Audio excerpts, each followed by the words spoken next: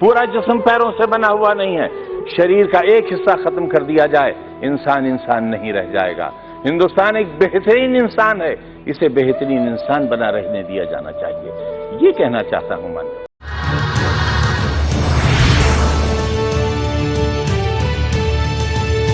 47 में बंटवारे के वक्त हमें हक था पाकिस्तान जाने का, आपको नहीं था। हमें हक था, लेकिन हमारे अजदाद ने यह तय किया कि यह वतन हमारा है।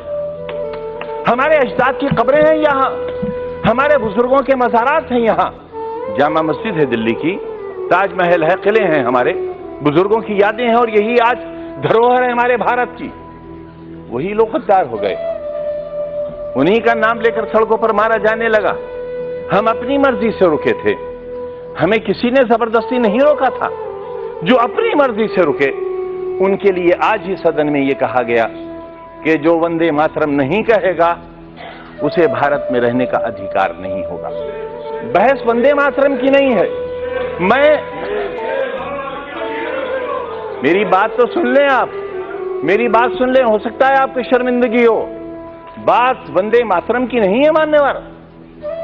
अगर कानून की बात करूं तो सुप्रीम कोर्ट कहता है कि वंदे मातरम के लिए मजबूर नहीं किया जा सकता, सबसे बड़ी अदालत वो भी है। लेकिन अगर आपने इतिहास पढ़ा हो, रेशमी रुमाल तहरीक, हिंदुस्तान को आजाद कराने के लिए कितने उलमा ने फांसी के तख्ते चूमे थे, कितने लोग मारे गए थे।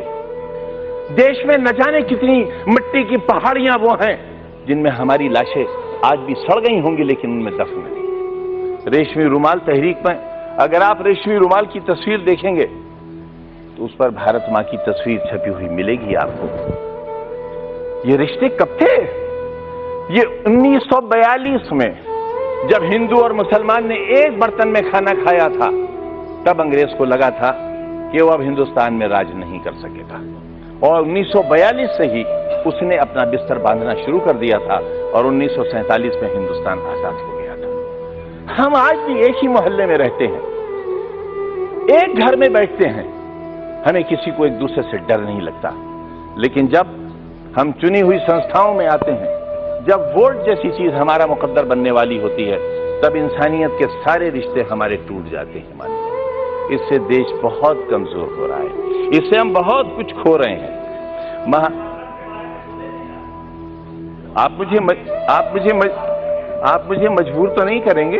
मैं आपसे ये कब कह रहा हूं कलमा पढ़िए आप? मैंने आपसे कब कहा?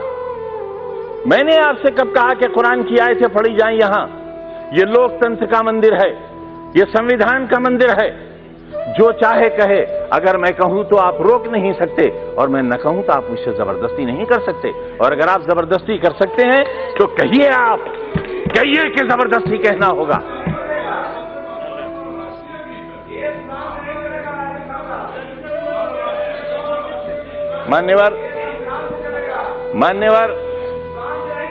मान्यवर संविधान से चलेगा, यही तो हम भी चाहते हैं, यही हम चाहते हैं। अगर संविधान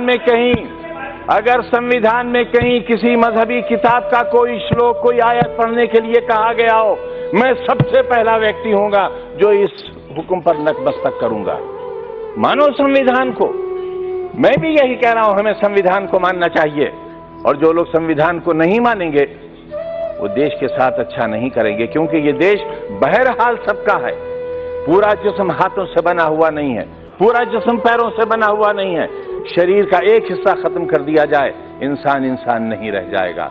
हिंदुस्तान एक बेहतरीन इंसान है, इसे बेहतरीन इंसान बना रहने दिया जाना चाहिए। ये कहना चाहता हूं मैं।